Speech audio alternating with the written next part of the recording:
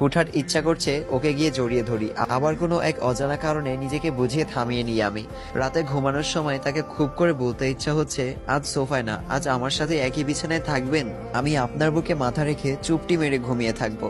কিন্তু তাও বলতে পারছি না, চুপচাপ এক কাত হয়ে শুয়ে আছি। রাত তখন অনেক গভীর, আমার চোখে এখনো ঘুম ধরা দিচ্ছে না, বারবার মানুষটার দিকে তাকাচ্ছি। খুব শান্ত হয়ে ঘুমিয়ে আছে সে, কিন্তু তার এই শান্ত ভাব যে আমার মাঝে অশান্তের ঢেউ তুলছে বারবার, সেটা কি সে জানে?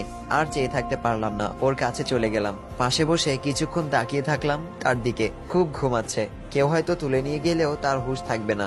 আমি চুপচাপ তার হাতটা সরিয়ে তার বুকের উপর শুয়ে পড়লাম। চুপটি মেরে শুয়ে তার হৃৎপিণ্ডের শব্দ শুনতে লাগলাম। যা হওয়ার হোক, তার বুকে মাথা রেখেই ঘুমাবো আজ। আমি চুপচাপ হৃদ ভাইয়ের বুকের উপর মাথা রেখে শুয়ে পড়লাম।